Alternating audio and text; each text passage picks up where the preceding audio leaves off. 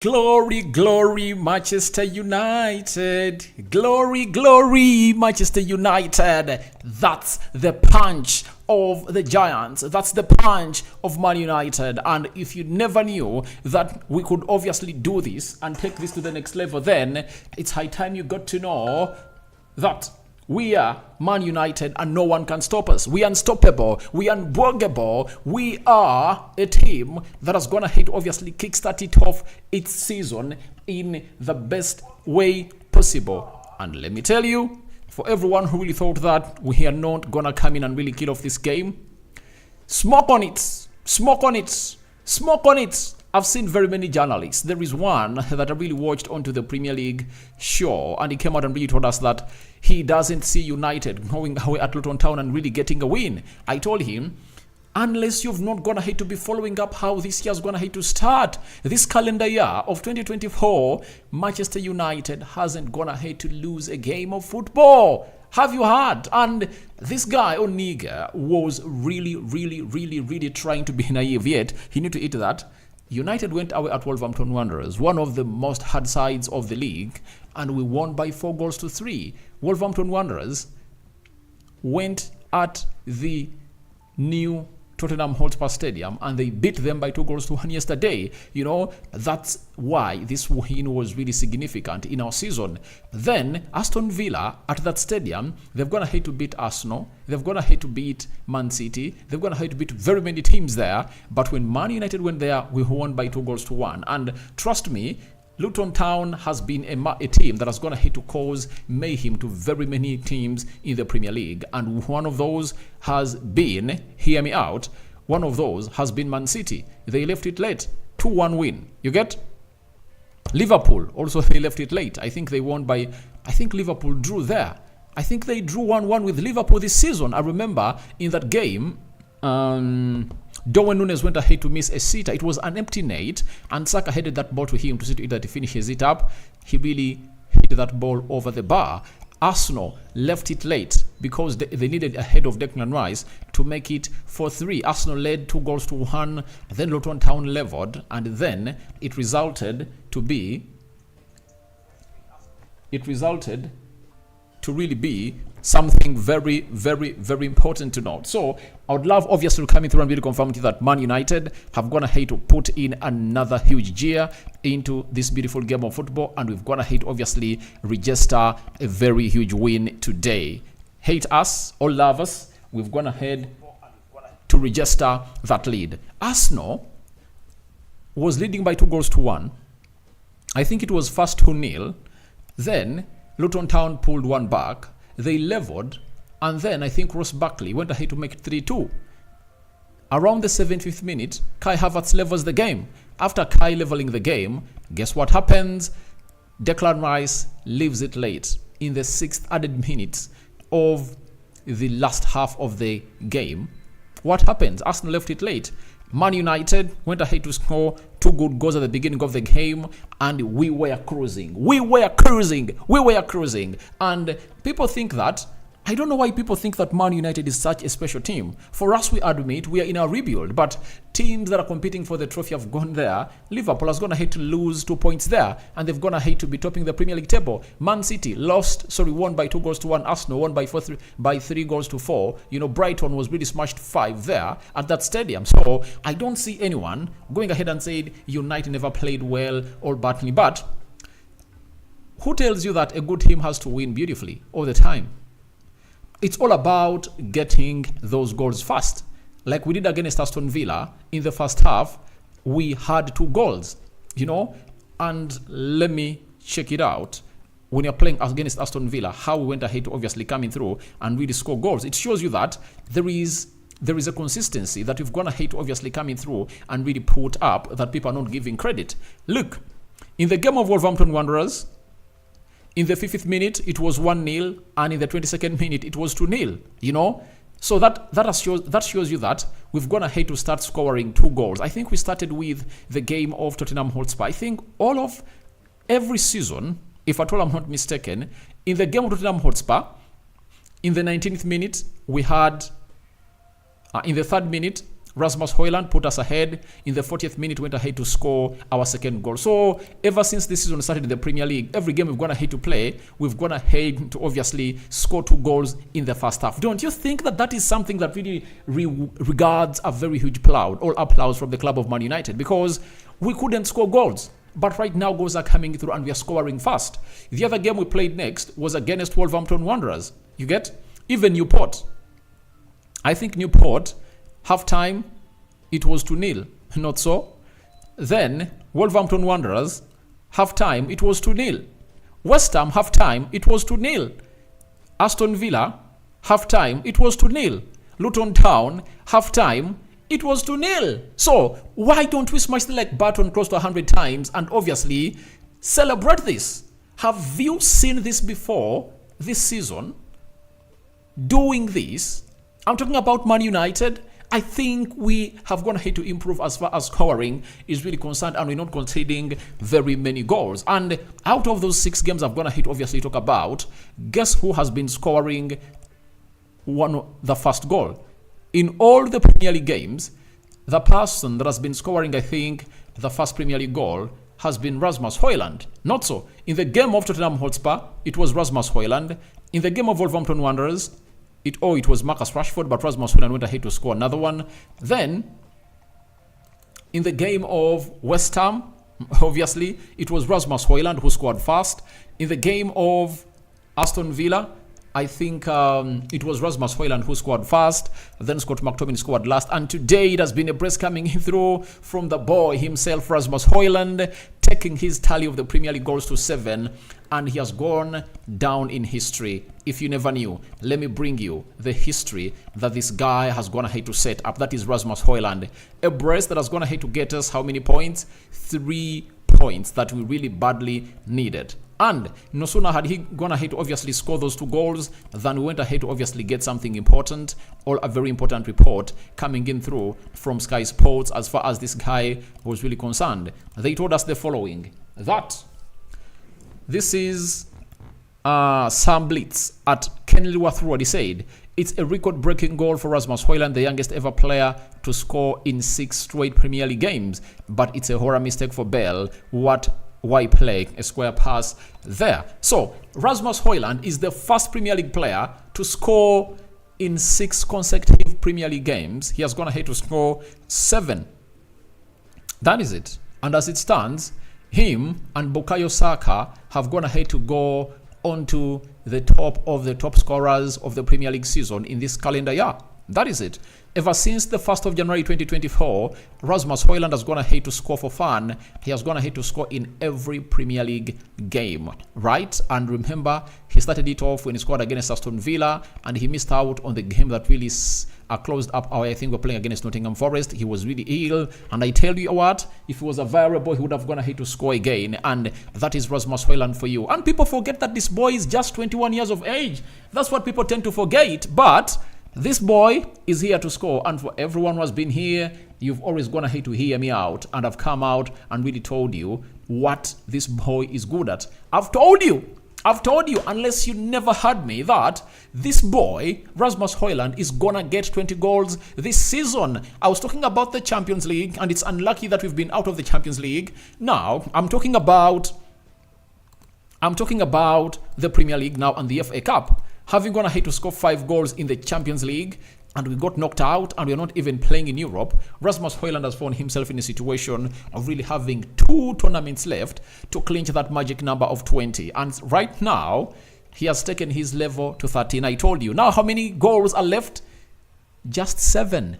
7. We are left with 13 Premier League games, and we are going to play Nottingham Forest in the FA Cup. Those are 14 games still in the bag for him to go ahead and really score 1 in 2 games. And I tell you what, he can continue scoring, because we are playing Fulham next at Old Trafford, and I bet again he's going to be on target, because Old Trafford is a fortress, and remember, you're going to be having a lion's share of the game, and he's going to kill it off. So, 7 Premier League goals for this 21-year-old, and guess what? He can even score 13 more. Today, he got that chance. After getting one more chance, he couldn't obviously kill it off, but there is something I want to obviously come in here and really make it vocal. I want to make it vocal. All those chances All those 2 goals that he scored, no chance was intentional. You know, it was not a deliberate effort looking out for him. That is it. The only deliberate effort that looked out for him was when they played well in between themselves. That is Rashford, Garnacho, and Rasmus Hojlund towards, I think, the 75th minute of the game. And he really faced the goalkeeper, and the goalkeeper went ahead to make a very beautiful save. But after that, no other chance was created to this young man. And what is funny was, he was the same guy that was really releasing these players. That's what really beats my understanding. Why should Rasmus Hojlund be the person responsible for releasing these players? These players should be the ones releasing him. But I saw him on several occasions dropping deep, releasing Garnacho, getting a one-on-one, only 1v1 versus the goalkeeper. Then afterwards, he released Bruno Fernandes, Rashford. But why aren't these people doing this? Is it the structure that Ten Hag is going to have to build, that Rasmus is good on getting hold onto that ball, and when he gets hold onto that ball, he finds himself in a better position of obviously killing off and really releasing these other players because they're really fast and they're doing it. But I think it should be vice versa. I think the striker should not be doing it more often.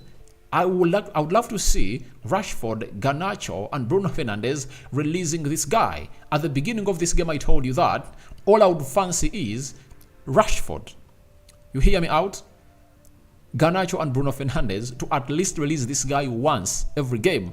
I want to see to it that our 3 players playing behind Rasmus Hojlund get him onto the ball 3 times in the 18-yard box area of the opponent, because he has shown us that in the 7 goals I was going to hit to score, he needed only 9 shots. Meaning that on every 3 shots, this guy can average 1.5 goals. Those are 2 goals. So all we need to do is, let's get this boy onto the ball. The more we get him on the ball, the rest will be history. And that's what I'm demanding these people. So today, the boy really had a lot to do and went ahead to score. First and foremost, this is the quickest ever United goal to ever score away from home. It was just 43 seconds. That when Rasmus Hojlund put us ahead. And it shows you that he doesn't really need a lot of time. The first goal, you know, after the defender Tom went ahead to gift him, he went ahead to round the goalkeeper. After rounding the goalkeeper, he really hit that ball into the back of the net and went ahead and really celebrated as a United player. And that was really good. You know, we've been urging for this guy to score. And I've been one of those people that have always gone ahead and told you that he is going to score. He is going to score those goals. And I saw them coming. It was just a matter of him getting his chances. And this time round, he has gone ahead to put in efforts of a number 9. And he has gone ahead to really get United where it deserves to be. But if you look at how he rounds off the goalkeeper, it shows you how confident this boy is. And he's just 21. I remind you again, I iterate my words, this guy is just 21 years of age. And he's really killing it off like never before. That is Rasmus Hojlund for you. Then after, I think it was like 9 minutes and 17 seconds later, guess what? We get a corner. After getting a corner, guess what happens? Garnacho tries to shoot. It was really going out. You see, Rasmus Hojlund chests it into the net. These are qualities of a number 9. These are qualities of a number 9. This guy is absolute quality. He's absolute quality. He's going to go down in the records of the Premier League as one of the best goal scorers. Trust me. If Ineos happens to work well with Erik Ten Hag and get in the players that we want to play around this guy, you know, this guy is really going to enjoy his stay at the club of Man United. That is it. He's going to be a 60-goal season striker. That is it. Because imagine if Aturi had not gone ahead to get out of the Champions League. You know, you would expect that in the round of 16, he would have gone ahead to score more 2 goals. Then we go through to the quarterfinals. Even if he got knocked out there, he would have gone ahead to get in more 5, making his tally to 10 of the Champions League. And how many players have you seen at the age of 20 scoring 5 goals or 10 goals in the Champions League? And we are just unlucky that we are really having injuries. We all admit that if at all these injuries were not around, Man United would have been a different kind of football game altogether. But this win is really very important. I've seen people coming out and really saying, I'm not convinced with how Inter went ahead to play. But you people, it is really a moment that you need to appreciate. Do you know Luton Town? Do you know how many teams have gone ahead to struggle at Luton Town? And this is where I go ahead and really laugh. You know, if we've gone ahead to get that win, we deserved it, because see how we went ahead to defend. This takes me directly to the stats before I obviously get in more points to talk about. Look at how Luton Town had 22 shots. But out of the 22 shots, how many were on target? Only 4. We closed them down very well. And it shows you that it was really intended by Erik ten Hag to see to it that 2 goals up, let's sit back, invite the pressure, and hit them on the break. And by the way, hitting them on the break had gone ahead to work very well if you had gone ahead to kill off our chances. That is it. And Bruno being wasteful in the first half, not really going in for the perfect passes that are expected out of him. And he really got 2 chances that he couldn't kill off. So, United had 21 shots, 9 on target. I've always gone ahead and told you that if you really have almost half of the 2 shots on target, then you are really in for it. They had 4, and for us we had 9. So, going for 22 shots is not news. If you've been watching Luton Town, let me bring you up to speed. Luton Town has been one of those teams that have gone ahead to obviously put in a lot of effort. Luton Town has gone ahead to really put up a minimum of, hear me out, they've averaged, I'm talking about Luton Town. Luton Town has averaged 15 shots at the goal of the opponent in their last, on all the games they've gone ahead to play at home. Most of the games they've gone ahead to play at home. So it shows you that it's not only happening when you're playing against Man United, it happened when you're playing against City, Arsenal, Liverpool, and very many other teams. Brighton, name it. So I'm really very, very, very, very pitiful about people who say they never played well. But how many teams have gone there and played well? How did they beat Chelsea? That's how they beat Chelsea. They averaged 15 shots at the goal of the opponent. And I went into this game of football expecting that, and I warned you that Onana has to be having a busy day at the central defense of Man United because of what this team really puts up on the field of play. So 59% ball possession by Luton Town, meaning that United had 41% ball possession. Then 517 passes completed by Luton Town, 387 passes completed by Man United. 83% passing accuracy by Man United, 76% passing accuracy by Man United. Then 7 fouls by Luton Town, 22 fouls by Man United, 3 yellow cards to Luton Town and 5, 1 to Casemiro, 1 to Luke Shaw, 1 to Harry Maguire, 1 to who else got a yellow card? Is it Victor Lindelof, right? And Kobe Mainoo also went ahead, obviously getting 1. Then 0 red cards to both sides, 4 offsides to Luton Town and 1 offside to Man United, 8 corners to Luton Town and 6 to Man United. And let me start on corners. I saw that we've gone ahead to improve on our set pieces. You remember that set piece that we get in the second half, and this guy obviously gets hold of it. That is Bruno Fernandes. Goes in for the outside effort to find Garnacho, and when he found Garnacho, guess what happened? Garnacho went ahead and really went in for shot, but he had really went ahead to see him very, very well. So to me, it was really important, obviously put that as a highlight, that we went ahead to obviously improve a lot onto those set pieces.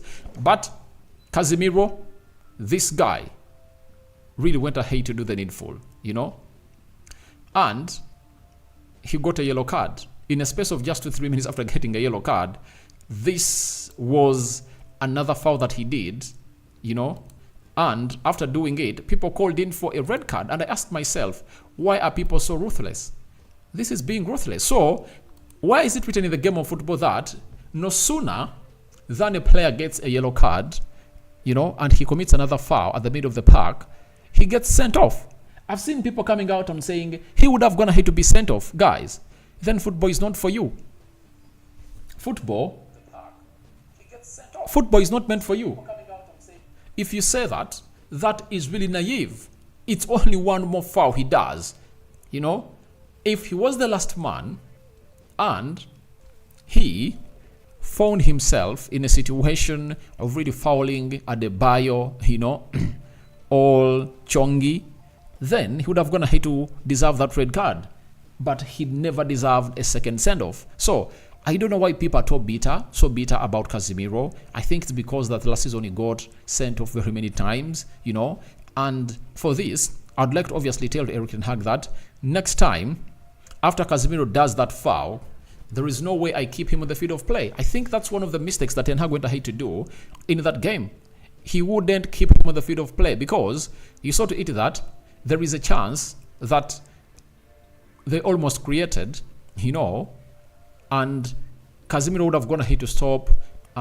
Is it called Bradley? What's the name of that guy that was playing at Chelsea and Everton? He would have gone Ross Barkley would have gone ahead to stop him, but he just let him go past him, and he went ahead to really explore that central axis of the pitch.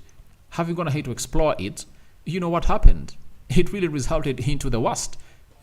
Harry Maguire, they tried to skip past him. He went ahead to get a yellow card. So, at that juncture, I got to know that Ten Hag had to make a very immediate change there. And I don't really know why Ten Hag went ahead to bring in Scott McTominay. The player to get on the field of play was supposed to be Amrabat. Because you saw to it that when Amrabat came on through and really played those the last 10 minutes of the game, you saw how he covered up in the midfield, the byline, every side. He was running all over the side, and he went ahead obviously make it hard for them to obviously gate into better areas of the pitch. So that is one of the things that Man United Ten Hag should really rectify. I think it was not supposed to be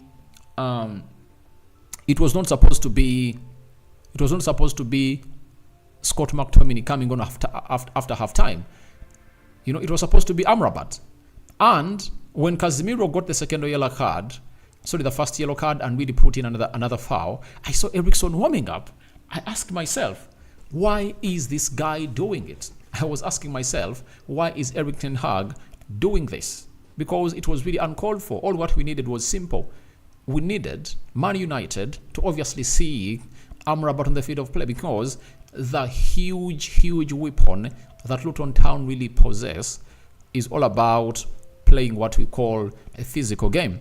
And Eriksen would have not been able to play physical game. And for Scott McTominay, he couldn't obviously do the needful. And he saw to it that Kobe Mainoo was isolated in that entire game ever since Casemiro really went ahead to go off. And why does Casemiro get exposed? It's because of the way we play. Our wingers don't track back quickly, or they don't really compact in the midfield. Because when you compact in the midfield, that will mean that Casemiro is not going to get affected. Because the yellow card that he gets, it's because of Marcus Rashford, I think, or Garnacho not coming back to track after we lose the game. And that is really very evil to do at a moment like this. If you're playing for a club like Man United, those should be given. Those are bare minimums.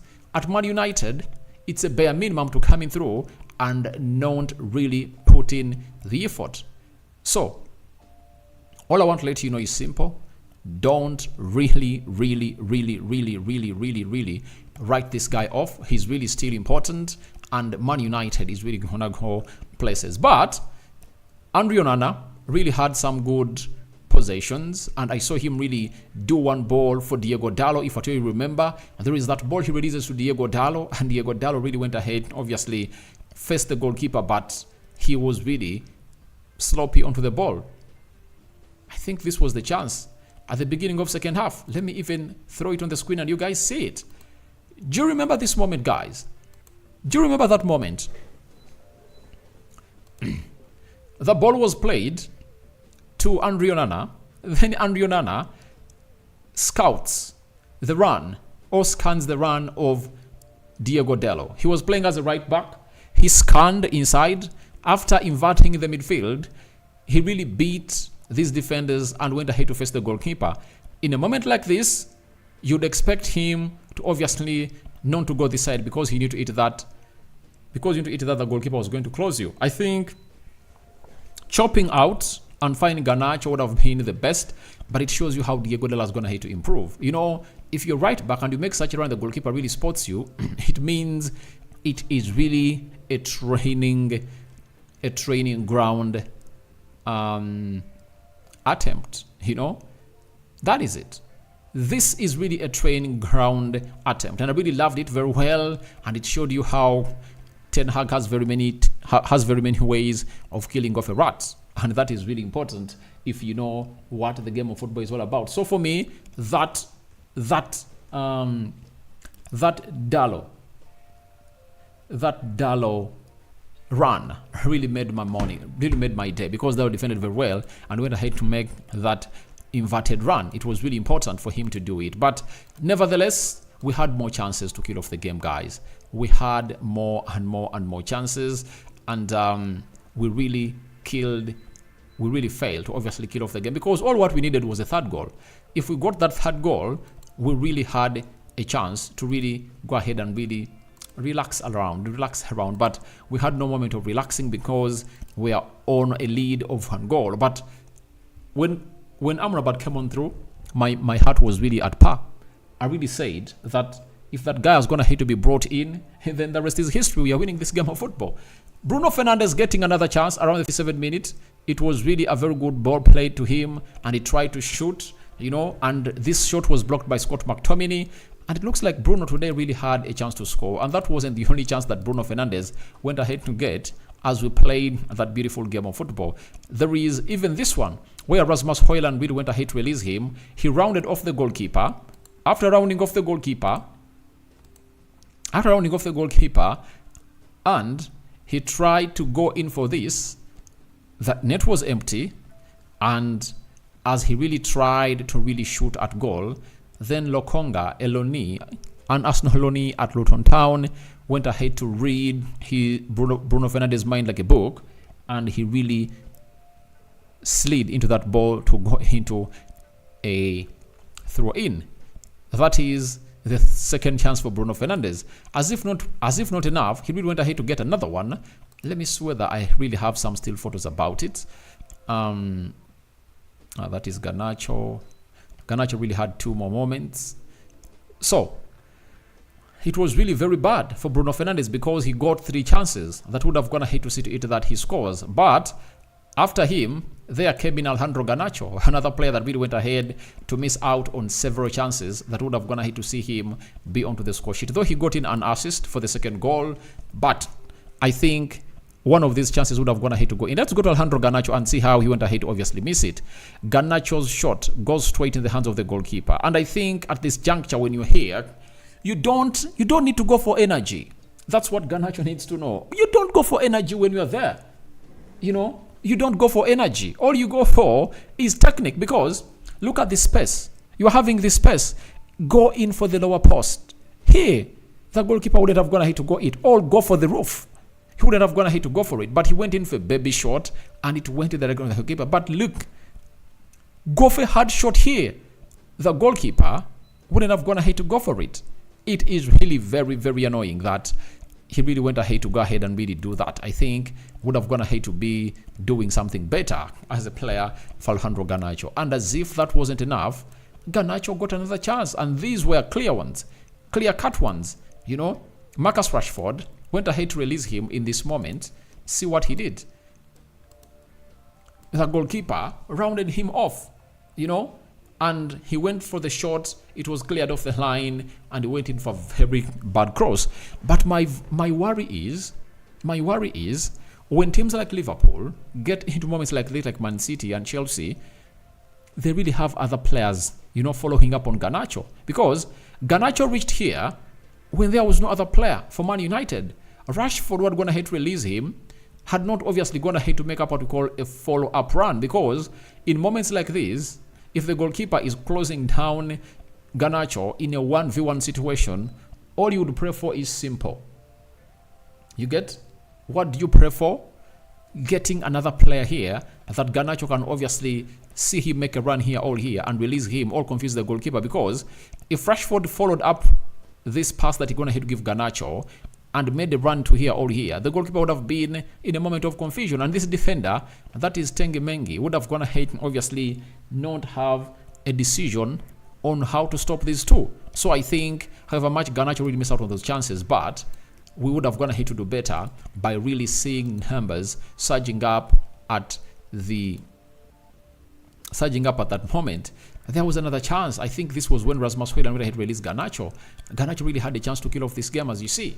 You understand? He had a chance to kill off this game. And I think I need to rewatch this second half a lot. You get? I need to obviously see this. He was released. He ran to the goalkeeper. He rounded the goalkeeper off. He really chopped him again.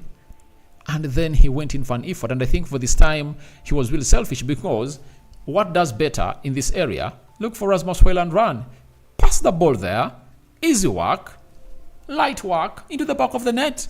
But even Garnacho has that problem. Today, I've not seen him really targeting his centre forward. On 3 occasions, he would have gone ahead to find out an extra touch, to beautify his end product. But all the 3 chances that Garnacho has gone ahead to get have all gone out in vain because of his selfishness. Because look at the run of Rasmus Hojlund.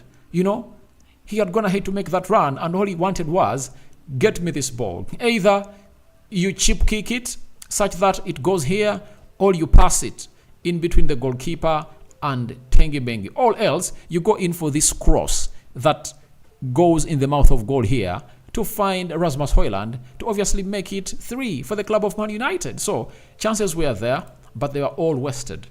Chances were all wasted, and I think Ten Hag is going to be furious in that dressing room and tell them that, Garnacho, please, you are good, but you're selfish. And this is what I hate about this guy. He's proving to be a very good goal. He's a good player, but selfishness is really hitting him up. He runs into good positions, and he needs to start killing off those chances, because the only way they're going to call you selfish is when you get into those areas and you don't score yet. There was your other team specimen that is going to hit to show interest to obviously fight for that ball. So that's what this guy needs to do, and that is none other than Alejandro Garnacho, because if he doesn't do that and misses out, then it's all going to go back to him. That is it. So after that, let's go to this yellow card that was given to Kobbie Mainoo, a yellow card that I believe couldn't stand. It shouldn't stand. It shouldn't stand, because, you see, he was unlucky that the referee gave him a yellow card. Look, he really wins the ball fast. He really wins the ball in his sliding tackle, and I really felt it was really harsh, because he really went ahead to win the ball. But Kobbie Mainoo in particular, guys, he's a talent. More than generational. He has shown us that he can really play even when Casemiro is out and really take control of that midfield. You've seen it very well tonight, and he played very, very well. When you look at him, you ask yourself whether he's like 24, 25. The level at which he's playing, he doesn't really fear a forest of legs. Swamp him up at your own risk, because when you swamp him at your own risk, it really goes back to what you guys are supposed to really get. He cannot lose the ball. He rarely loses the ball. And I think when you are really bringing you the player ratings in the next 1 or 2 hours, I'm going to bring you what this guy had to do on the field of play.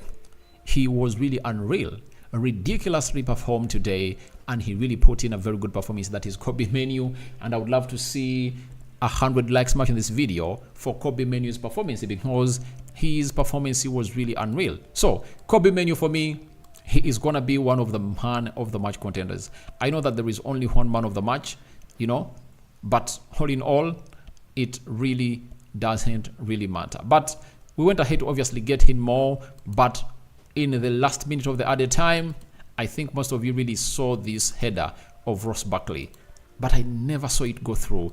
Go into the back of them, because even Andrew Onana had showed you that he had obviously read the flight of that header very well and was willing to obviously come in through and really stop it. So that is it for Man United. We've got ahead to win another game of football, and that takes us to closing down at Spurs. Now, let's obviously show you the table, and after showing the table, I'm going to come in through and really read through all what you guys have gone ahead to do here. But smash the like button close to 100 times, because we are really having lots of people watching this video, and you've not gone ahead to smash the like button. And I ask myself, why haven't you gone ahead to do that? Please go ahead and smash the like button than never before. Let me go into the table standings. After that, I'm coming through to obviously read what we call your comments and have my say at them. This is the table. Liverpool, 25 games played, 57 points.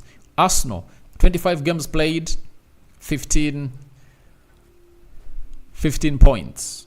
55 points. Man City, 24 games played, 53 points. Aston Villa, 25 points, 25 games played, 49 points. Tottenham Hotspur, 25 games played, they're having 47 points.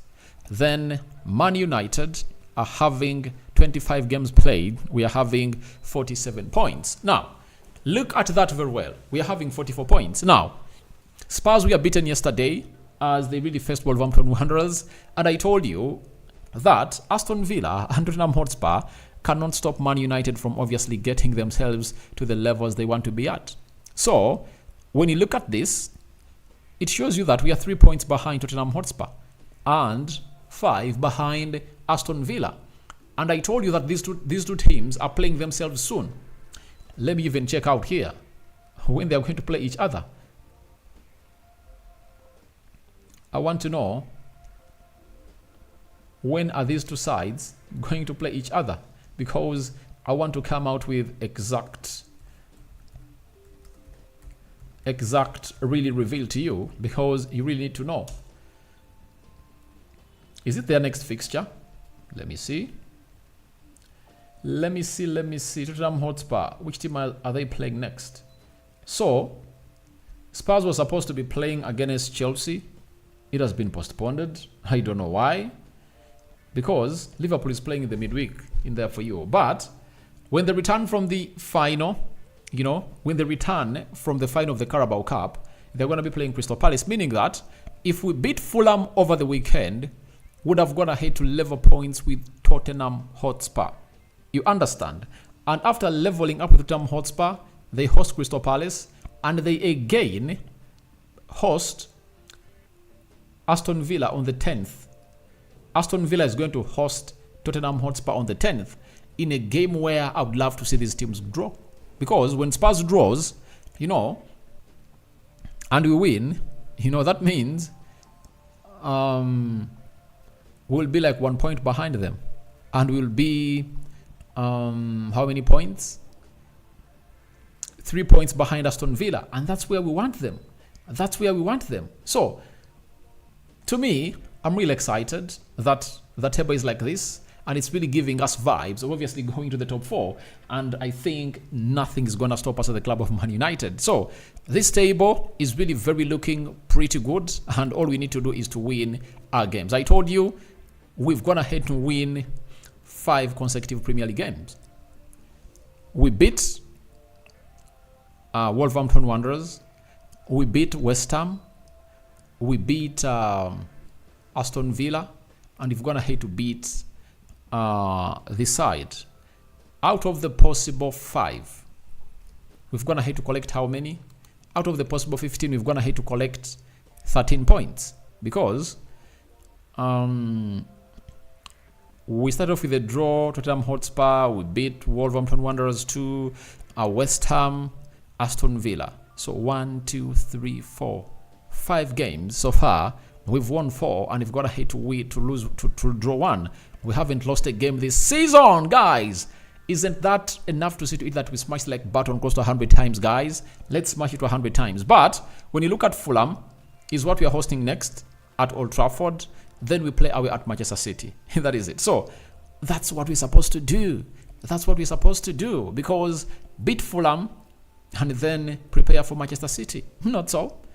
I think that's what we should be doing as a club of Man United and really kill off these games of football. So guys, thank you very much for watching through. I think it's high time I went into your comments and see what you guys have to say about this beautiful result that Man United is going to hit to obviously make. Morris, Bruno, Dallo, Garnacho of form today. All right.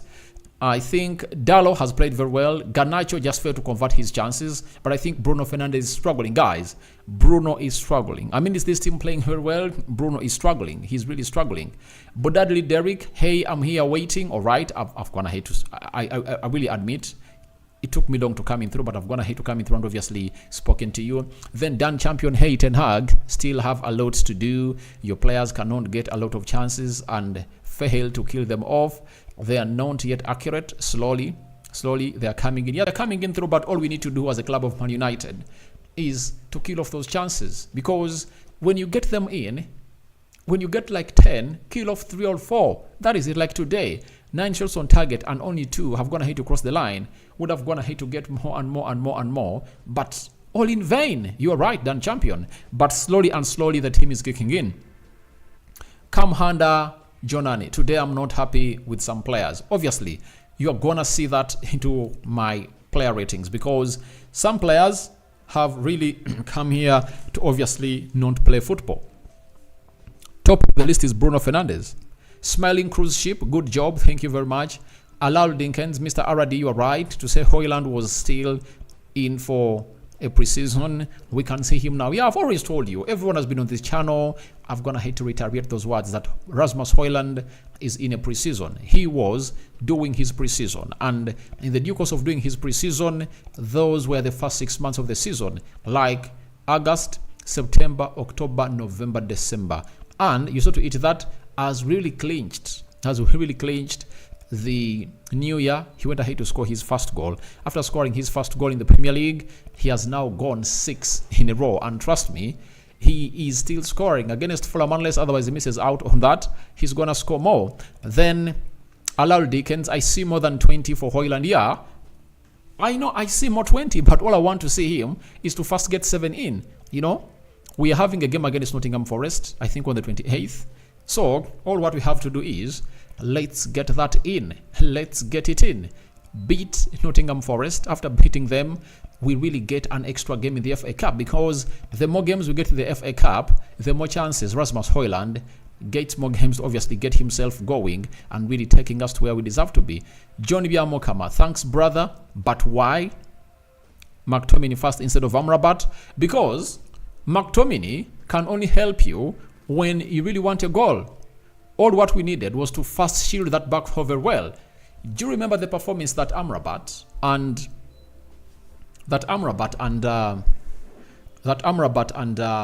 Kobe Mainoo put up at Anfield?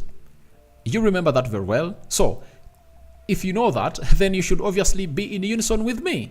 You know, sink in with me. You get? Because I'm talking through what I'm going to hate to see these players do. These players are going to hate to put in huge experience and performances that I base on. Amrabat and Kobe Mainoo have been a revolution at the club of Man United. I don't know why Ten Hag doesn't want to obviously play them. You know, take off Casemiro, get on Amrabat, because you know what he does. All we needed was to shield that back four. Richard Mugambe. Rasmus Hojlund takes 37 seconds to surpass Erling Haaland, Thierry Henry for stunning Premier League record. So I really know that he has got ahead to score in six consecutive Premier League games, and he now has 7 goals. And trust me, let me warn you, over the weekend he might go for a hat-trick at Old Trafford with 75,000 people plus behind him. He might go in for a hat-trick. That is it. All you have to do is to get him on the ball. He has shown us and proven to us that whenever he's given a chance, he kills it off. That is Richard Mugambe. Blessed Lars, brilliant performance for Rasmus Hojlund, Kobe Mainoo and Evans, but we still have a challenge in controlling games. Guys, I know people have come out and say that we don't control games, but all the teams you're talking about, even when they're playing Man City, when they're playing Arsenal, when they're playing Liverpool at their home, those teams that you think are the best in the league have failed to control the game. Go back and rewatch the game of Luton Town when they hosted Liverpool. Did Liverpool control that game? Because that game ended 1-1 and would have gone ahead to ended 2-1 in favor of Luton Town. Go and watch the game of City. I think it ended 2-1. You understand? Did they control that game as City? Go ahead and look at the game of Chelsea. Did Chelsea control that game? Chelsea lost by 3-1. You understand? For Arsenal, the game ended 4-3. Did Arsenal control that game? Why are people talking about controlling games on teams that have gone ahead to obviously annihilate the 3 teams that are really topping the Premier League table? That's where I don't agree with people and pundits. You know? You think every game that Sir Alex Ferguson went ahead to win at Man United controlled it? I've seen games where we failed to control games, you know? But the beauty of Man United is we are now scoring goals and not letting in very many. Ever since this year started in the Premier League, we've gone ahead to concede 3 against Wolverhampton Wanderers, 2, I think 1, 2 against Spurs, 1. So on average, we've gone ahead to score 2 goals, and we've gone ahead to concede 1 goal per game. Don't you think that is really great and doing us a very huge favor? If I told you a statistician, and you know what stats mean in the game of football, that is really great. We are reducing the number of goals that we concede, and we are increasing the number of goals that we score. And for the 5 Premier League games we've gone ahead to play this season, we've gone ahead to score, in this calendar year we've gone ahead to score 2 goals at half time. So all what we have to do is, can we really get in more goals in the second half of the game? That is it. Happy Chris, congratulations, but we would have gone ahead would have done more better than this. Yeah, I know, but guys, let's celebrate this win. Guys, don't really come out and really be so much negative. Luton Town is a hard place to visit.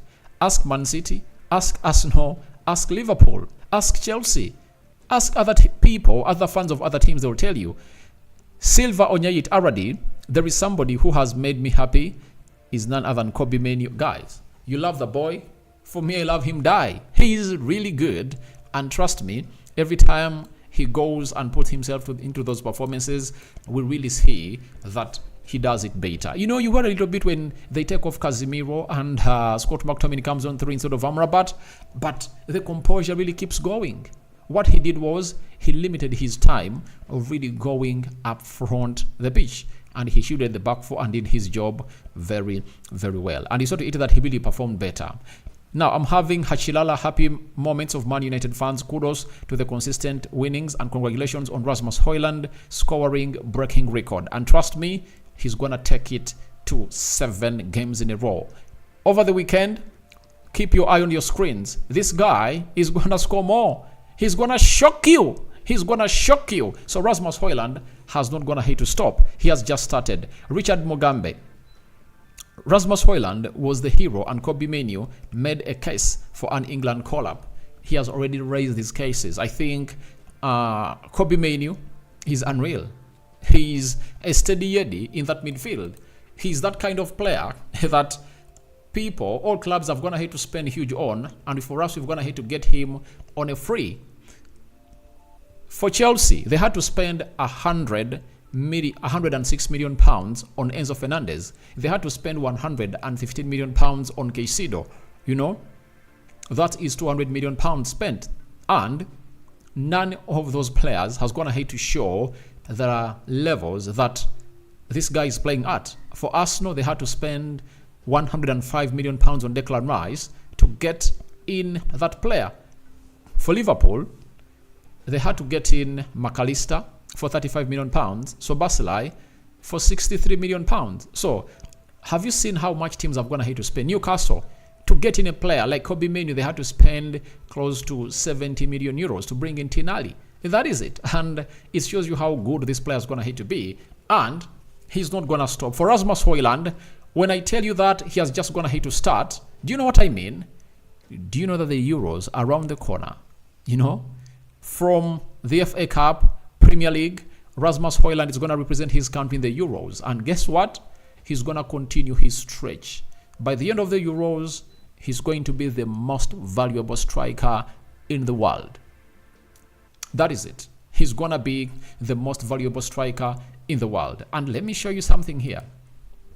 You know, I've always told you that this guy is better than Erling Haaland. And people have always gone ahead to say, Rokani, you are lying. Now, Haaland has gone ahead to play 19 games. He has 16 goals and 5 assists. You get?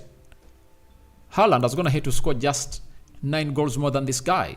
But this guy just gone ahead to come in through, and he's not getting the creativity that this guy is really getting. So, when you look at Rasmus Hojlund, he has 7 Premier League goals and 2 assists, 20 games.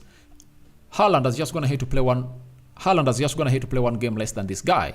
And when you look at Hojlund, he's 21 years of age, and Haaland is 23 years, meaning that at 23, when this guy turns 23, he's going to turn out to be a 60-goal season striker. So he's really doing his job. And if you're going to hate to love what this guy's going to hate to do, smash the like button close to 100 times. We're having 90 people watching in through, and only 37 have gone ahead to smash the like button. What are you doing? Smash it like no other. I'm having blessed Lars. Ten Hag should have introduced Ahmad in today's game. Trust the moment. You don't give You don't give playing time to your bench players. Don't expect to put their best performances once introduced. Yeah, you're right. But, sometimes I think Ten Hag chooses his moments right. We saw it with Garnacho. We are always saying, get Garnacho on. And Garnacho was brought in. And ever since then, he is no longer that kind of player that you're talking about. He's really good. Look at Kobe Mainoo when he came in through. He's been given a chance. Darlow, and very many other players. So all we need is to see Ten Hag giving him a chance. Blessed Lars, Les, I really understand your case. And it's really a huge one to be raised. Slivia Onye David, can you please tell me why always Bruno is not really substituted? When Bruno was really playing ugly, I was like, there are two substitutions that could win us this game easily and even score very many goals. One was Amrabat to come in that double pivot to play alongside Kobe Mainoo. The other substitute that was supposed to be done was that of Bruno Fernandes and get on Eriksen, because what Eriksen gets you is he has that positional discipline in that midfield because we are not outnumbered. Do you know why Casemiro is always exposed? It's because Bruno Fernandes is always out of position. He has to obviously track back through the central axis. But why do you track back when you are chasing on the wide areas? Let Rasmus Hojlund do his job to obviously chase, up front and lead the press. Then for you go ahead and obviously do what we call the secondary press. But if you really miss out on the secondary press, then you aren't going to really spare Casemiro and Rasmus Hojlund. You are just going to expose them. So I don't know how you read my mind about that. I was like, Eriksen should come in through and really play that role of Bruno Fernandes, because in those moments when this team was obviously running up and down, rampant, looking in for a second goal, trust me, it would have required just one pass, of Eriksen to really open up that high-line defense of Luton Town. Thank you, my brother, for obviously raising up that point. Then Alfred Kenny, Nyevingira, they still need to improve the game. They've won, but are struggling a lot. They played as if they didn't train. Kaminski was good in his game. Yeah, Kaminski was good. And trust me, Kaminski is the hero. Kaminski is the hero for this team because he stopped us like 4 times in the second half to obviously get ourselves really going. But go ahead and really watch those games of Arsenal versus Luton Town at that stadium, Man City versus Luton Town at the Kenilworth Stadium. Look at how Liverpool struggled and Chelsea. When you go there and watch those games, rewatch them, you'll get to know that United really performed very well. Because for us, we went ahead and really led by 2-0. But these teams were really suffering. Liverpool just leveled, I think, through Mohamed Salah, And in the dying minutes, Chongi, former of Man United, had gone ahead to obviously break Liverpool hearts. But Alisson Becker pulled what we call a spectacular save in those minutes. Angedo David, but Kobe has got lost first half, and Bruno, Garnacho to selfish. Kobe didn't get lost, but Bruno has to really get to know that positional sense, And we are playing badly because of Bruno Fernandes. That midfield is exposed because of Bruno Fernandes. Do you know why? Bruno doesn't really keep chasing the ball in the middle of the park, The compactness is lost every time you try to run and really chase onto the wide areas where Rashford and Garnacho are supposed to be chasing. So he needs to obviously be compact. That's why I will shock you.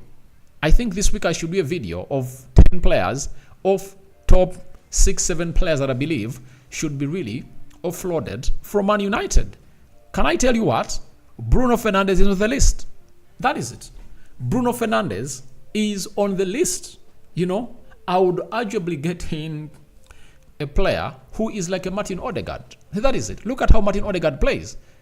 Runs, creates, gives you the hold-up play and the control that you want. And the reason as to why we are lacking control as Man United is because of Bruno Fernandes. People might not obviously understand it, but they'll understand it later. Blessed Lays, I looked at Ahmad's reaction after they not happy at all. Look at how Guardiola rotates his players. This game of football is really tricky, that it reached an extent when you needed players to come on and do the needful. But I think Ahmad is going to get his time. Trust me. He's going to get his time. Chakwade Barnabas, already thanks for tuning tuning for us on this platform. Congratulations, Man United. But when will Man United stop conceding goals on fake teams for sure? Rokani, tell me. Poor defending. Luke Shaw, again, that goal, it's all about Luke Shaw, because how can you be marking a player and not knowing his positional sense? You know, the way that player turns on Luke Shaw looks like Luke Shaw is green about what is behind him. You remember the third goal we considered when you're playing against Bournemouth at Old Trafford? Same goal. You know, that is Bruno Fernandes.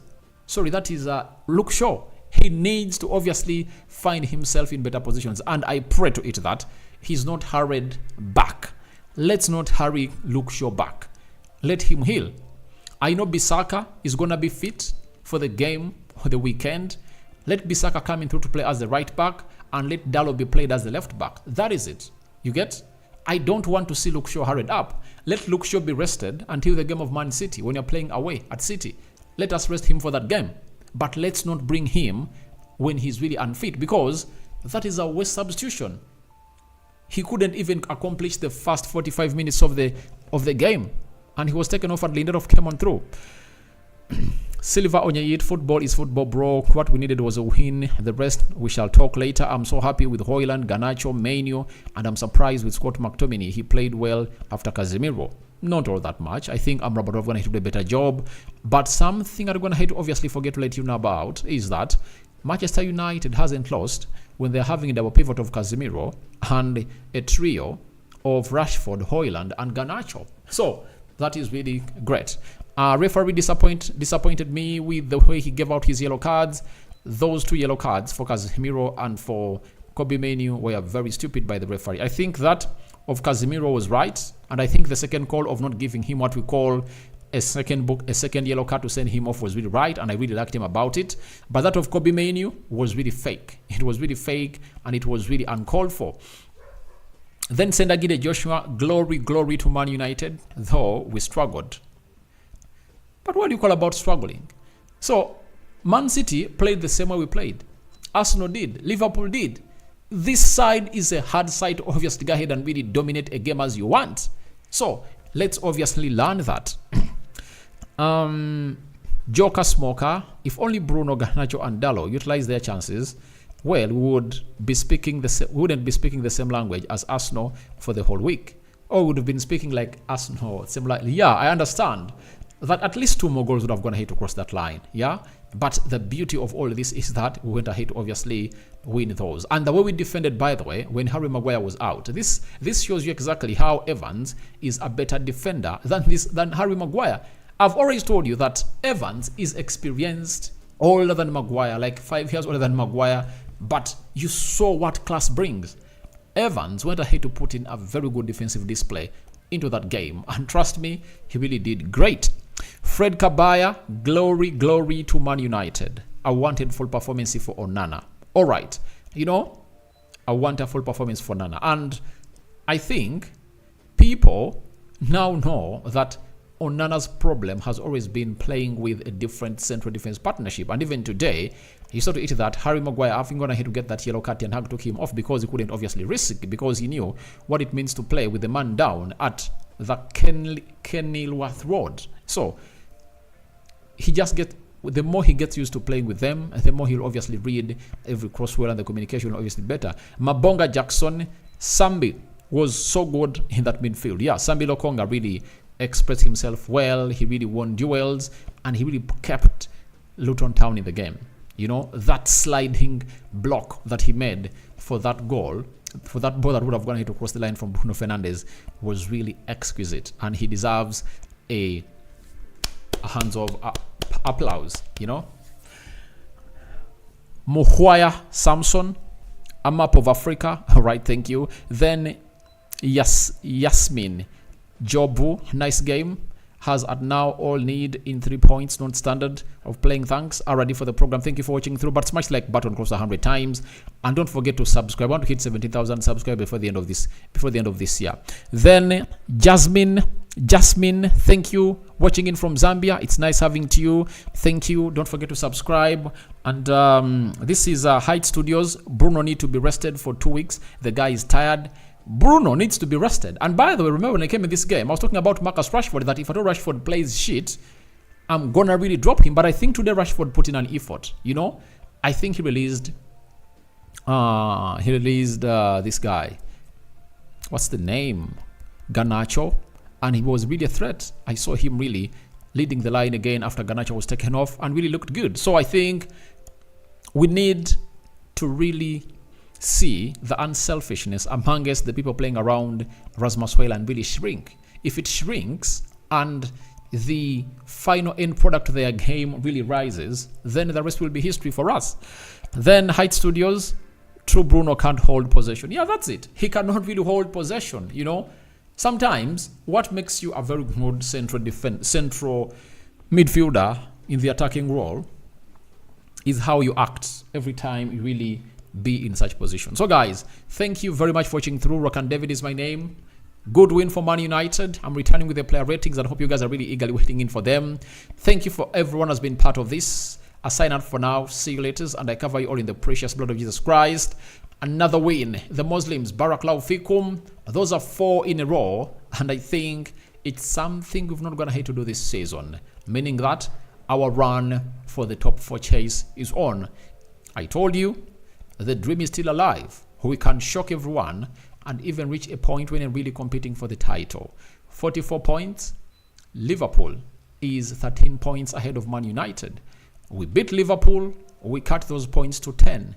We beat Arsenal, you know, we cut those points to 8. So, if a team that is like 5 points behind the top leaders is in the trophy, why doesn't Man United 13 points not be talked about in the title race? Dream about it. It might happen, and you might call me a witch. Yet, it's just the self-belief that I'm really having.